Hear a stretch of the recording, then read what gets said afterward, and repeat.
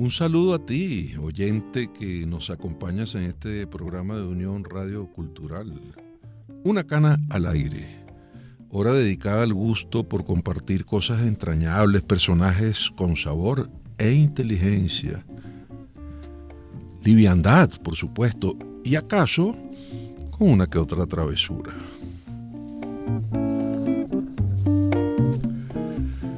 Giancarlos Caraballo está en el control de sonido de la estación, Ana Karina Fajardo en el apoyo de producción, investigación y por supuesto locución con su certificado 58.919.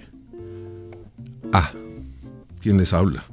Federico Pacanins, certificado de locución 8.761, con nuestra cana al aire del día de hoy, dedicado a, ¿saben a qué? Algo que no es muy afín, la dramaturgia y el arte. La belleza escénica, allí. ¿Saben? Con motivo de los 400 años de la muerte de Shakespeare, hace algunos años, me regalaron una taza estampada que dice Shakespeare lives. Love is merely a madness. El lema de Shakespeare vive, pensamos en ese entonces, que provenía del ingenio publicitario, pero la cita, esa de Love is merely a madness, es decir, el amor es sencillamente una locura, llega a la shakespeariana comedia As You Like It. Y bien puede parafrasearse, omitiendo lo de merely, eso de meramente, como aquello de el amor es una locura. Y de paso, prestarse al juego de encajar la cita en un viejo trabalengua. Fíjense, el amor es una locura que ni el cura la cura. Y si el cura la cura, es una locura del cura. ¿A qué viene esto? Viene el juego de relacionar que va mucho en la muestra de creatividad muy importante para crear arte dramático.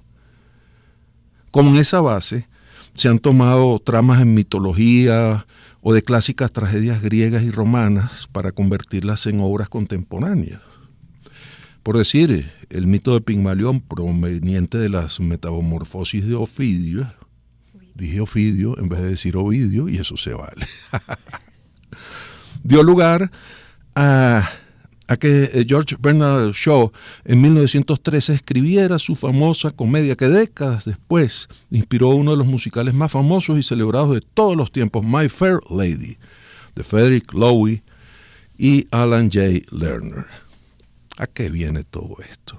A que nuestra invitada es una maestra en el arte de relacionar tramas, ideas, personajes del pasado, traerlos al presente, darles la vuelta, convertir a Ovidio en Ofidio, pudiera ser posible, y no es otra que la dramaturga Elizabeth Irausquín de Postalián, hoy con nosotros. Buenas noches o buenos días, según sea el programa.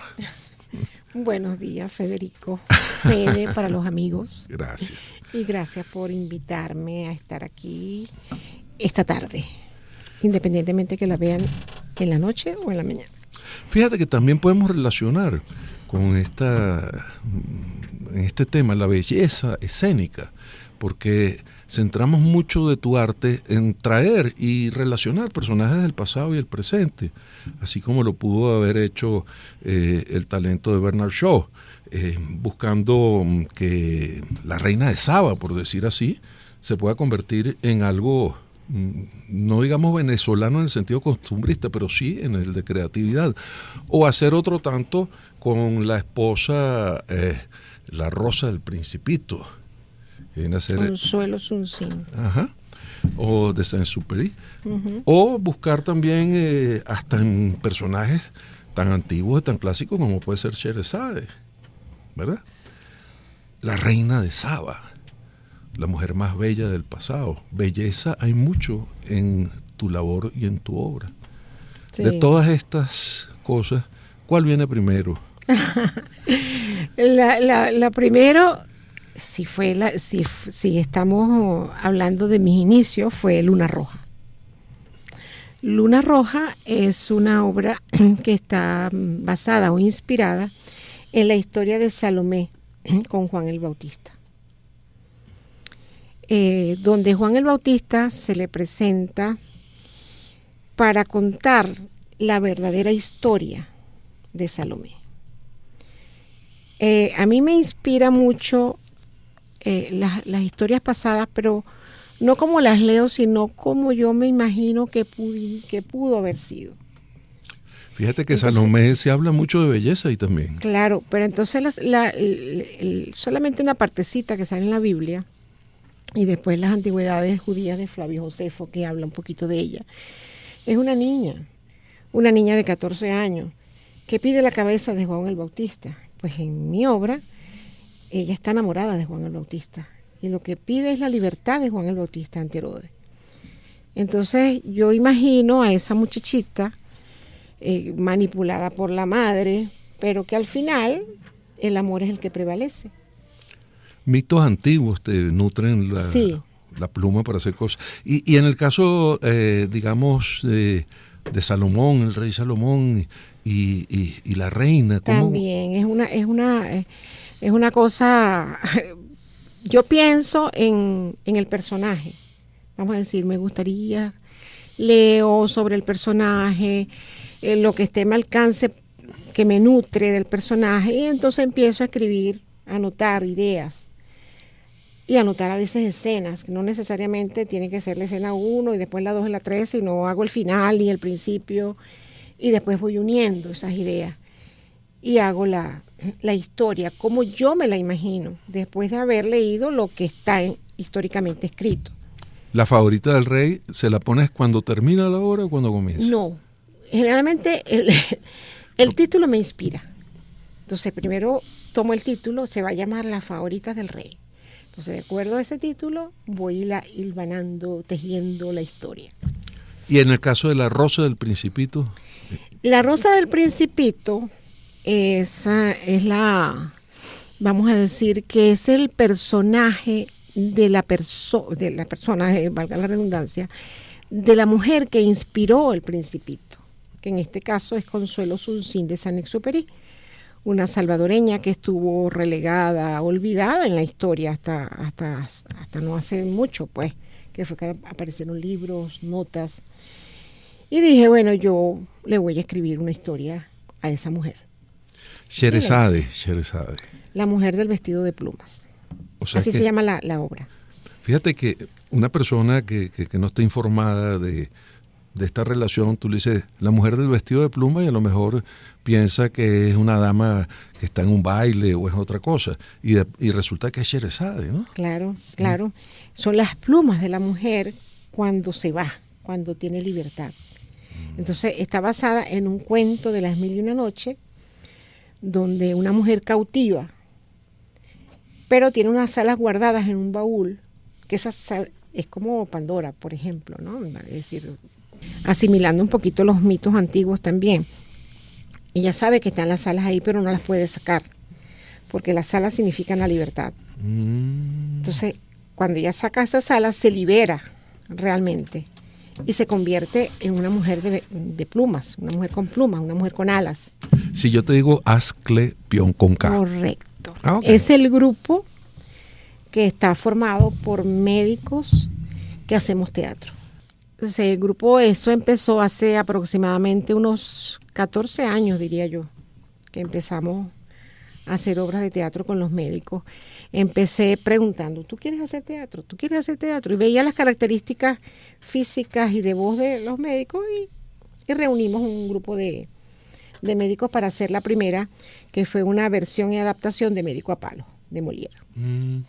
Esa adaptación ha tenido vida en otros sí. Tanto así que se ha convertido como en nuestro ícono, y hacemos una especie de comedia del arte. Porque ese Médico a Palo, que fue Bartolo, que está Beraldo, que está Andrea, son los mismos personajes que después hacen otras obras, o los pongo a hacer otras obras, pero con los mismos nombres y con el mismo personaje, en situaciones distintas. Entonces hicimos de médico a palos enfermo imaginario, después Bartolo el burgués gentilhombre, siempre los mismos personajes, pero en situaciones diferentes. Eso es muy comedia del arte. Sí, creo. claro, como comedia francés, del arte, ¿no? exactamente. Claro. Oye, pero qué bien, ¿no? Y has tenido recintos de todo tipo, es decir, escenarios teatrales de diversa naturaleza para presentar estas cosas, ¿no? Sí, bueno, en la diversidad está el gusto, ¿no? Claro. Porque no podemos tampoco encasillarnos en una sola cosa. Es obvio que una persona dedicada también a la dramaturgia, como a su otra profesión, que ya vamos a hablar de eso, pues sea una persona culta, porque la cultura parece nacer justamente de la inquietud de la persona en explorar áreas del conocimiento humano. ¿Es así más o menos? Es así, Okay. Es así porque incluso el arte, siempre se dijo desde la antigüedad que el arte era técnica, ¿no? Y la técnica es conocimiento. Entonces tendrías que tener conocimiento y arte. Con la modernidad el arte se transforma en una palabra que se usa para absolutamente todo. Y que el arte no está en el objeto en sí mismo, o la belleza de ese arte, no está, sino en la persona que la contempla o en el público que contempla el objeto. En este caso, una puesta en escena, pues. De modo que hay arte en el mecánico que repara un carro bien, por ejemplo.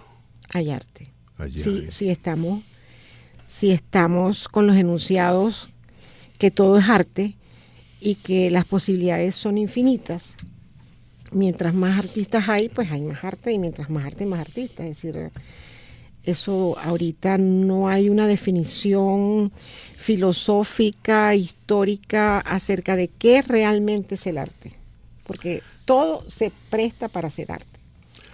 Pero yo pienso que en cuanto a la dramaturgia se refiere, hay arte cuando hay verdad en lo que estás diciendo, cuando los actores y el público se conectan en ese drama que está representado o en esa comedia que está representado y se identifica con las palabras o con uno de los personajes, se produce esa comunión entre el público y el actor, produce la catarsis o simplemente qué bello es.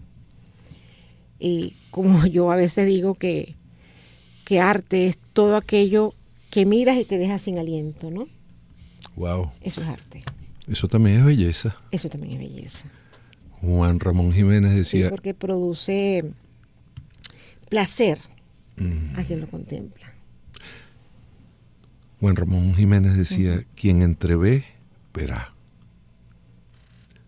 Hay un texto muy, muy lindo de Federico García Lorca en cuanto a la dramaturgia, que me gusta mucho. Dice: el teatro es la poesía que se levanta del libro y se hace humana. Y al hacerse humana, habla, grita, llora y se desespera.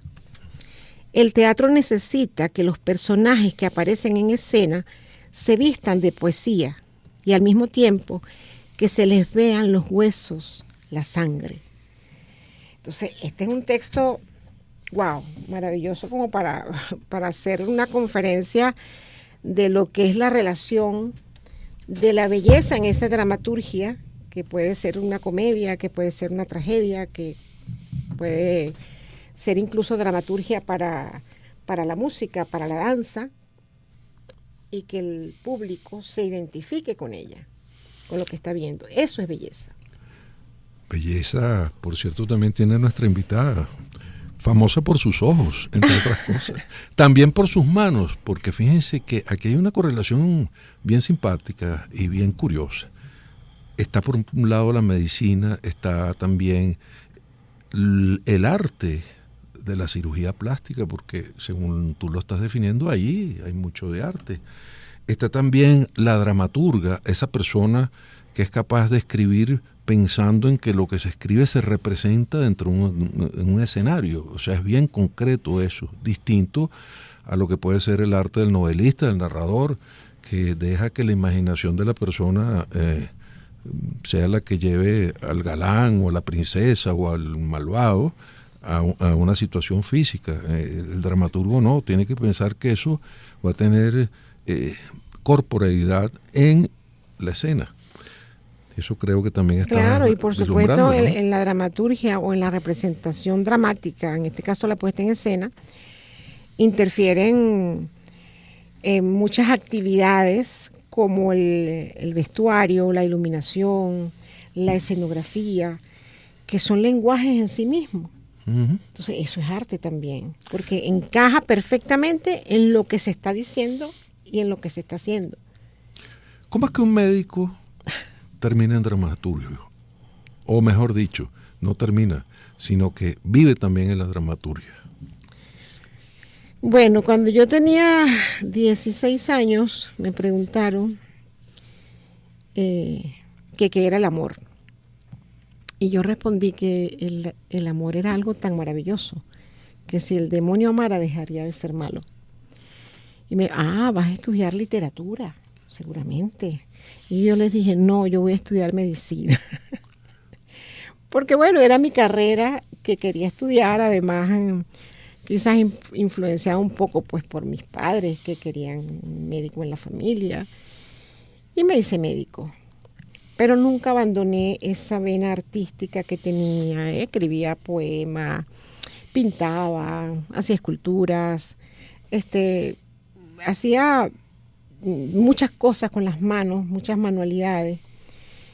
Y esa relación incestuosa no.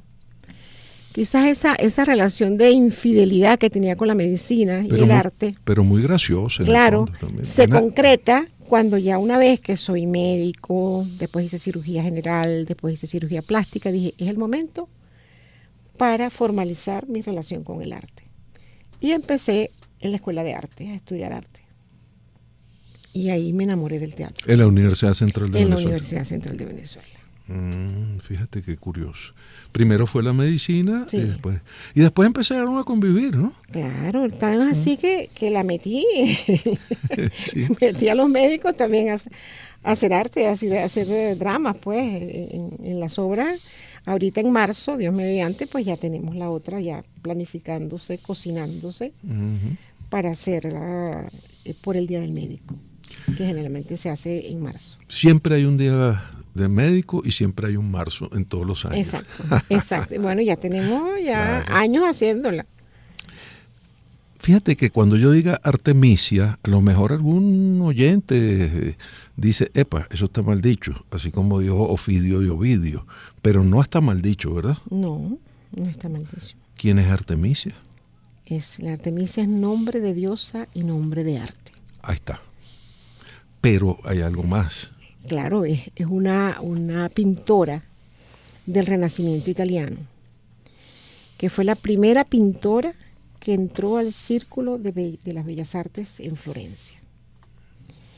En ese momento, pues, 1600, 1700, la mujer no estaba bien vista que se dedicara a esas artes. Sin embargo, su papá, Horacio Gentileschi, que era pintor, la introduce, pues, le enseña lo que es pintura. Pero también su compañero de trabajo, Agostino Tassi, abusa de ella, la viola, se enamora, la viola, pero es un hombre casado, un hombre comprometido, le promete matrimonio. A todas estas pasa un año. En ese momento, pues, cuando estás con una mujer, cuando un hombre está con una mujer, bajo promesa de matrimonio, eso lo sabes tú más que yo, que eres abogado, tenía que cumplirle. Y como no le cumple, porque no podía, porque estaba casado, el padre de ella lo lleva a juicio. Lo más impactante de ese juicio es que la torturan es a ella, sí, y no a él. Es curioso que Artemisia haya sido llevada en escena aquí en Venezuela en un momento donde yo creo que tú preludiaste lo que iba a suceder mundialmente, porque luego, después de que tú la haces, es que Artemisia a nivel mundial vuelve a ser vista en los museos y se empiezan a revalorizar esos cuadros, poniéndole incluso como una de las primeras pintoras, creo que proviene del barroco, el Renacimiento. Sí, por ahí. Bueno. Es una fecha exacta, pero sí, barroco, Renacimiento, ahí está. Y llamaba mucho la atención que Artemisia, cuando uno se pregunta si era una mujer bella, en escena era bellísima, porque o lo hacía Valentina Garrido o lo hacía Silvia de Abreu, dos mujeres espléndidas. Pero aparte de eso, uno se preguntaba, y ella era una mujer hermosa, que haya un autorretrato que a la vez tenga, por así decirlo, una circunstancia de topless, por ponerlo, ¿no?,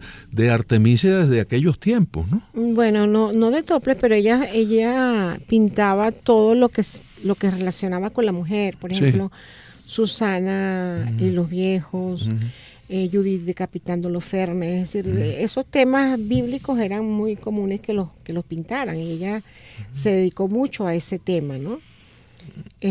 Pero autorretrato de ella, hay uno que es alegoría a la pintura, pero no está, era gordita, o sea como la belleza del barroco. Pues. Bueno, también porque la norma en ese tiempo era que si se iba a trabajar el desnudo masculino o femenino, tenía que ser con alguna inspiración mitológica o de otro tipo. Correcto, sí. Es correcto. Pero fíjate que yo también debo decirte que ese ha sido uno de los montajes más maravillosos que yo he visto, no tuyo, en el teatro, porque si no han tenido oportunidad de verlo, ojalá y se vuelva a montar, amigo oyente. Ahí hay un estudio también de la estética y de la belleza que implica la obra de Artemisia, ¿no? Y entonces los cuadros parece que toman vida, y aunque esto no es un spoiler, porque podría decirle que el final es un cuadro de Artemisia. Y Gentileschi además es un papá terrible, que por cierto es un actor que algo nos dice en este programa de hoy, creo yo que algo va a decir. Sí, algo nos va a decir por ahí. Cuando yo te escribía hoy acerca de la simplicidad y la complejidad de un tema, yo creo que uno de los que a mí me suena es Artemisia, precisamente. Porque en ese momento que estamos preparando Artemisia, nuestro escenógrafo, que en paz descanse, que Dios lo tenga en su gloria, es Freddy Belisario. Gran artista. Sí, un gran escenógrafo y a quien, admiro y quiero mucho todavía. No pudo cumplirme porque estaba enfermo con toda la parte de escenografía que habíamos diseñado, que él había diseñado. Y entonces, Dios mío, ¿qué hago, no? Y con elementos muy simples, le dije a Manuel, que Manuel Troconis para mí es el artista de las luces. Le dije, Manuel, no nos queda de otra sino que uses tu arte para que esto sea lo más grande. Y así fue, con unas velas, con la iluminación de Manuel, con una mesa, logramos esa obra que está en YouTube.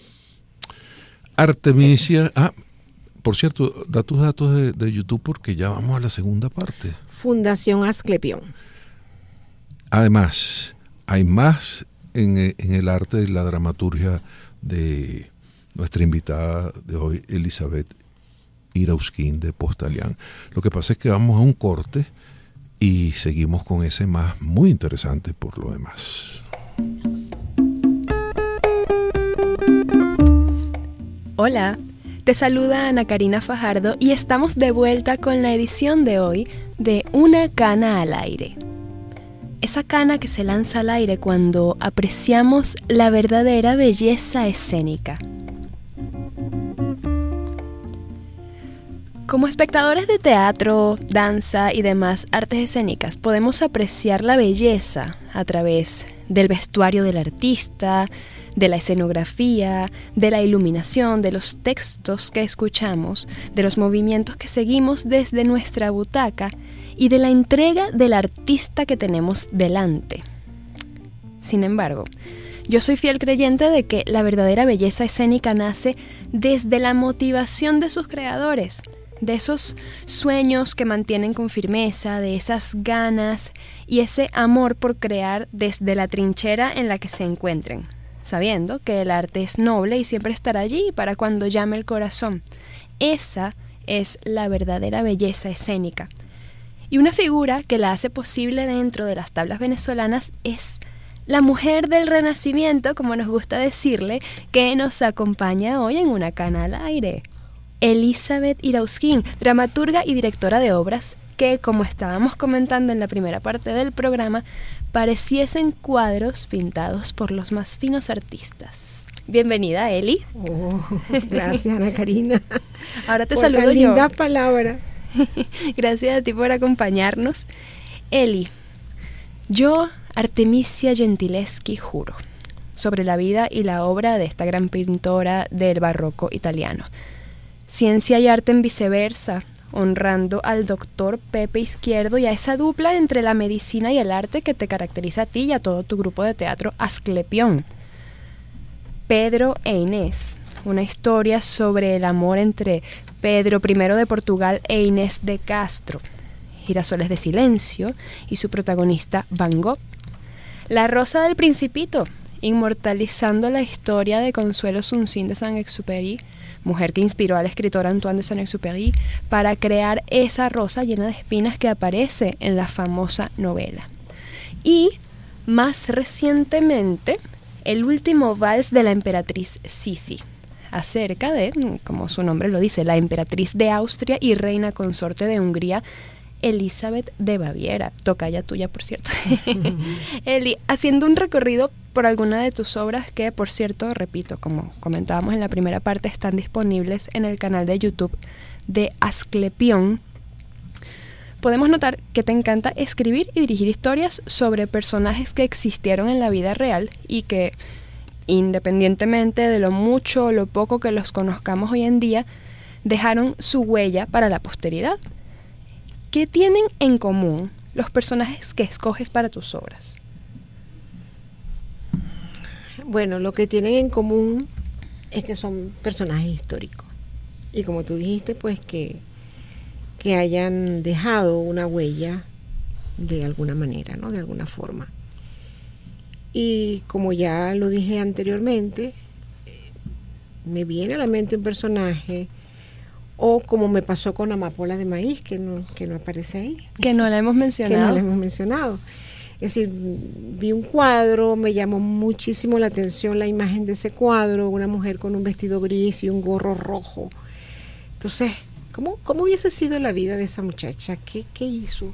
Y empecé a investigar sobre el autor, X. Van Dogen, y bueno, le creé una historia.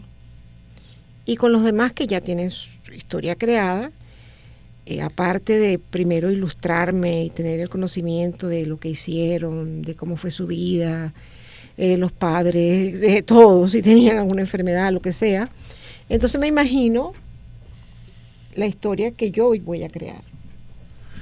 Fíjate que hay otro punto común, ya no en los personajes, pero sí en los actores. Ana Karina, dentro de esas piezas que tú mencionaste, creo que hay una actriz que es como un denominador allí. Bueno, y esa actriz, tú sabes quién es, ¿no? Dentro de las que mencioné, que yo sé que aquí no están todas, pues sí, yo he estado en varias. Mira, está yo, Artemisia Gentileschi, juro, era una de esa especie de figura médica de la época. Unas comadronas cuervos. Comadronas. Pero eran unos cuervos. Bueno, que atendían a Artemisia para verificar si estaba diciendo la verdad o no, básicamente. Pedro e Inés, también fiel compañera de Inés de Castro. En La Rosa del Principito interpreté también a una de las mujeres, uno de los amores de Antoine de Saint-Exupéry, que tiene un papel fundamental a la hora de impulsarlo en su sueño de volver a volar. Y también más recientemente en el último vals de la emperatriz Sisi interpreté a Irma Staray, la condesa compañera de Sisi, que estuvo de hecho en el momento en el que ocurre ese famoso asesinato de ella. Entonces, aquí vemos también con lo que nos estás comentando que existe y es real esa fusión tan bonita y esa cercanía tan bonita que existe entre las diferentes ramas del arte, porque puedes agarrar inspiración para uno de tus personajes, para una de las próximas historias que vas a crear, de un libro que leíste, de un cuadro que viste, de una escultura que viste, de una película que fuiste a ver. Y dentro de ti misma también, como comentábamos, mujer del Renacimiento, estas artes confluyen porque, estamos con la medicina, pero dentro del teatro está la dramaturgia y la dirección. Y yo te quiero preguntar aquí, ¿cómo manejas ser dramaturga y directora al mismo tiempo? O sea, ¿la dramaturga y la directora pueden entrar en conflicto durante un proceso de montaje? No. ¿No entran nunca en conflicto? No, porque mientras escribo, imagino cada personaje, cómo es, cómo camina, si es gordo, si es flaco, cuáles son sus aspiraciones, absolutamente todo, cómo va vestido, si está en una situación X, entonces yo no puedo entrar en conflicto con esos personajes que yo misma he creado. Quizás dirigiendo otras obras, pues pudiera ser, pero como yo escribo y dirijo al mismo tiempo en la hoja, y ustedes lo saben, piensas todo, porque todo se los escribo, las acotaciones, todo, absolutamente todo, incluso de cómo son los zapatos, todo. Entonces hay muy poco conflicto. El conflicto sería en la parte de escenografía, por ejemplo, o alguna modificación, o iluminación, o bueno, la obra es viva, siempre está viva, independientemente que yo haya dicho hasta aquí llegué. Cuando son la etapa de ensayo se pueden modificar cosas que de repente no me cuadran, pero es así, pues tú no, esos son los hijos que yo creé, es como mis hijos, entonces no puedo entrar en conflicto con ellos por cualquier cosa, ¿no? Claro. Eli, y hay una pieza teatral que no nos gustaría, no podemos dejar de lado, pero claro, antes de presentarla, yo quiero darle la bienvenida al programa a otro invitado de lujo que está aquí con nosotros en la cabina y que, bueno, lo mencionamos hablando de Artemisia Gentileschi, del papá de Artemisia Gentileschi, pero él también fue el protagonista de la obra que vamos a mencionar a continuación. Antes de esto, bueno, nos gustaría aclarar que queremos inmortalizar esta obra que se presentó en Las Tablas y que también está en YouTube de la Asociación Cultural Humboldt de Asclepión, pero la queremos inmortalizar en formato radial. Entonces, para esto le damos la bienvenida al protagonista, Orlando Villalobos. Hola, mucho gusto. Gracias, un placer estar aquí en el programa tuyo y de mi querido y admirado Federico, de quien valoro muchísimo su versatilidad como amigo, erudito, con quien puedes hablar de todo, béisbol, jazz, salsa, oye, dramaturgia, en fin. Aquí hay palabras de amigos, porque fíjate que erudito es una, otra es inmortalizar. Imagínate que el radio, wow, es una tremenda palabra para pensar que la red y que internet puede guardar esto por siempre y por siempre jamás. Discúlpame, Ana Karina, antes de que continúes, ¿no? Porque de repente, bueno, se puede pensar, no, Elizabeth lo que copia es la vida de los personajes y entonces los lleva a escena. Realmente no es tan así.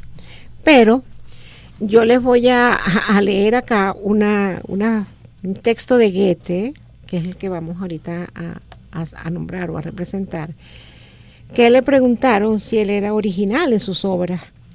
Y él escribe, originalidad.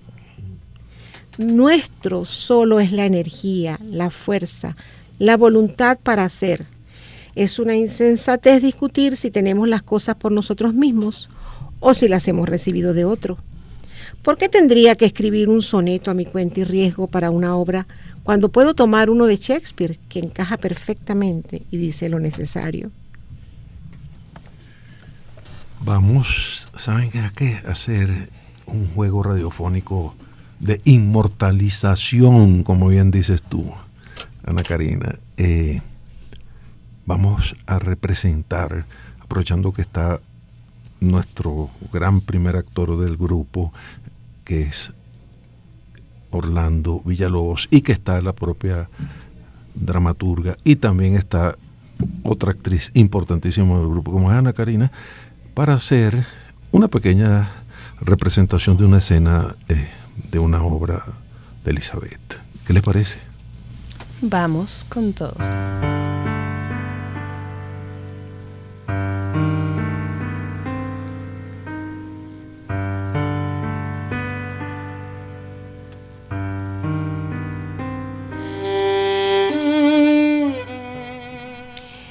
Goethe, un hombre de 74 años, a quien toda Europa veneraba como un sabio, está locamente enamorado de una joven de 18 años.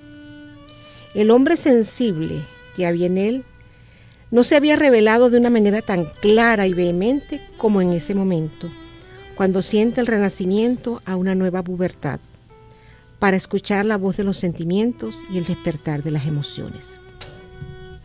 De ese amor febril, atormentado, enloquecedor, llegó la inspiración a este poema, Elegía de Marienbad, título de la obra. Goethe deja su trabajo y corre hacia ella con el ardor de un hombre joven en un grotesco y ridículo espectáculo, preguntándose, ¿podrá ella amarme? ¿Me olvidará o se burlará él de la gente? Se burlará de él la gente. Dentro de un año no será ya un ser decrépito. Las preguntas se convierten en poesía y el grito de tristeza y soledad la vierte sobre el papel en la Elegía de Marienbad. Un poema que comienza con la despedida del amor, convertida en eternidad en un desolado lamento. Y si pudiese rejuvenecer como Fausto, sería una gran jugada. Mi última jugada. En ese momento se presenta Mefistófeles y Goethe pacta con él. Mefistófeles le dice: Es que nunca estarás conforme y satisfecho. ¿Qué sabes tú lo que un hombre pueda necesitar? Amar es un deber, aunque sea solo un instante. Todos los placeres y conocimientos de la vida y la naturaleza, la inmortalidad y el momento más sublime a cambio de tu alma. Yo soy tu esclavo en esta vida y usted me servirá en la otra, firmado con su sangre. Ese papel no vale nada. El alma es libre y aunque quisiéramos, no está permitido renunciar a esa libertad. Además, me tiene sin cuidado el más allá. De esta tierra es de donde emanan todos mis goces y mis desdichas.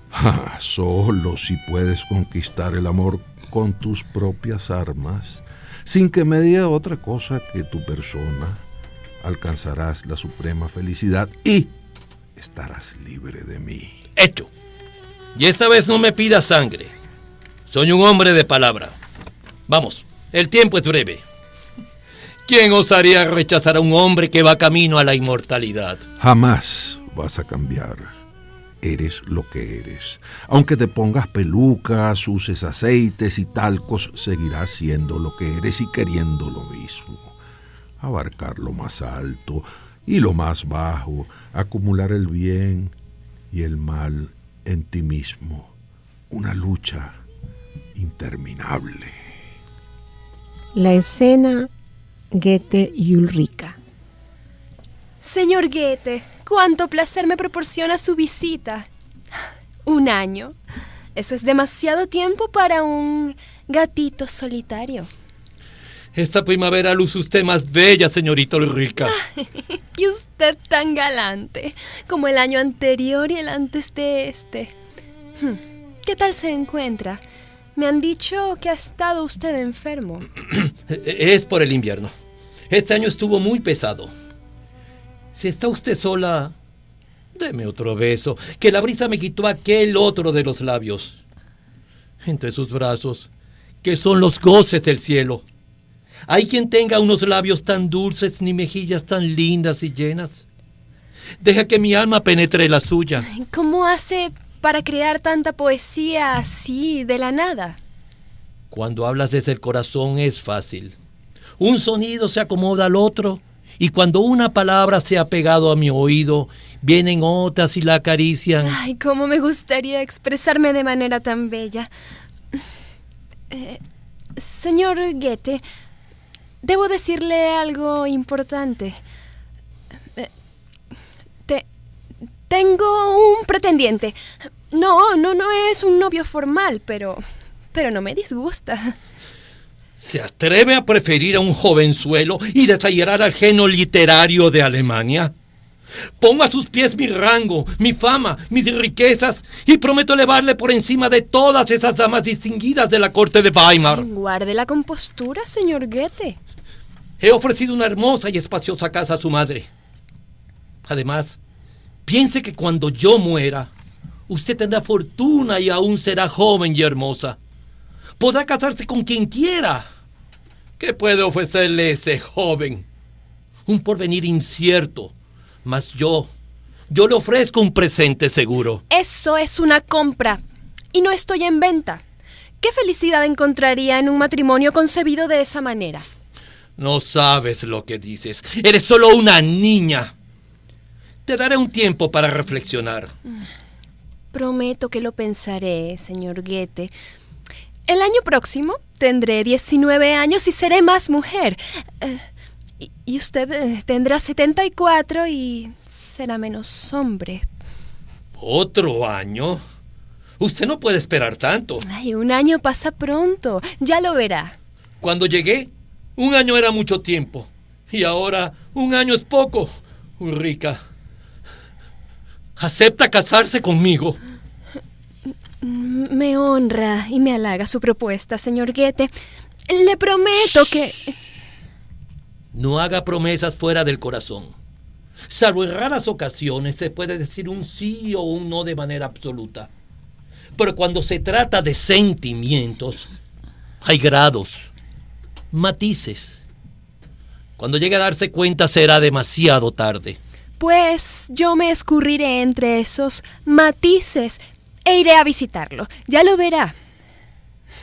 Escribirá usted sobre mí. Si yo fuese escritora y viviera un gran amor, nunca podría contarlo. Y tiene razón, porque mientras se vive no se escribe. O se vive o se escribe. Se necesita tiempo para sedimentar la memoria. A usted le quema el mismo fuego, la misma sed que a Fausto. Adiós, señor Goethe. Le espero la próxima primavera. Y así concluye Goethe su elegía de Marienbad. Sale de casa de Ulrica para no verla nunca más. Termina la elegía con esta estrofa. Como ella me esperó para cogerme y alegrarme después con sutil cambio, tras el último beso concederme, un beso más posó sobre mis labios. A fuego está esta imagen de mi amada, en mi fiel corazón siempre grabada. Ya perdí el universo y me he perdido a mí mismo.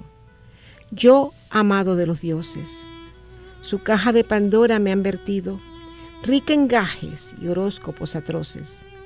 Me tientan con la pródiga cascada de los goces y me hunden en la nada.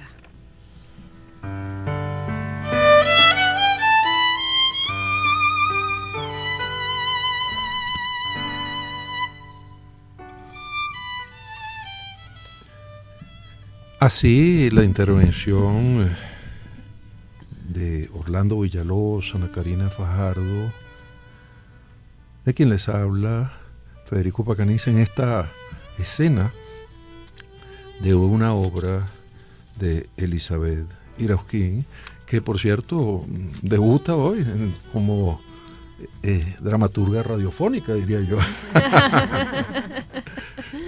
Gracias Orlando, me encantó. Gracias a ustedes por la invitación y por darnos esta oportunidad de estar aquí.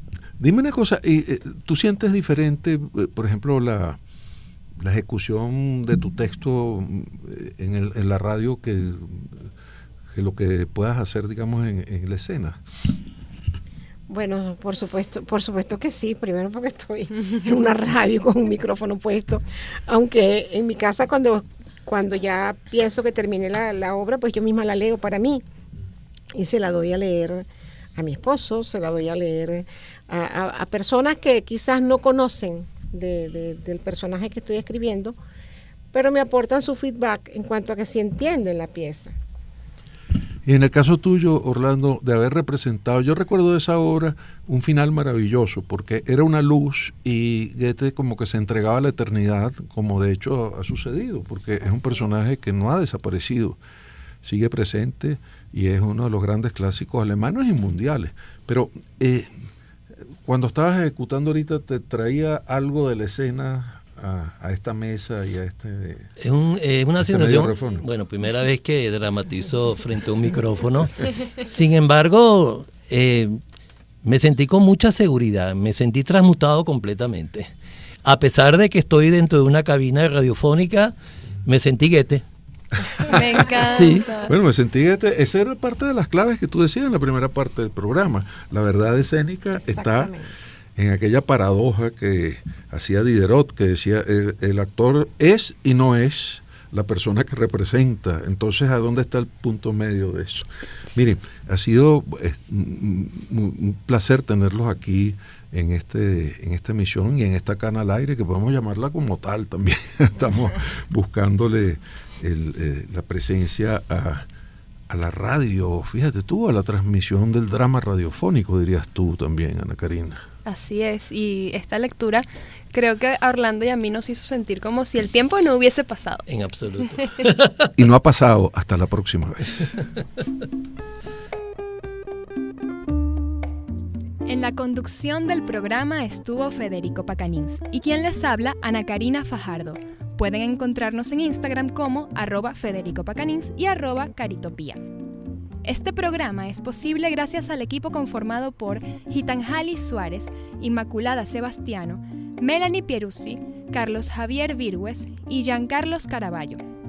También puedes seguir la transmisión en vivo en www.mundour.com. Debes buscar la pestaña de Radio en Vivo, bajar y darle clic en Unión Radio 90.3. Recuerda que nos puedes seguir también en @mundourweb y @radioescuela. Gracias por acompañarnos en la edición de hoy de Una Cana al Aire, un espacio para la cultura urbana. Hasta la próxima.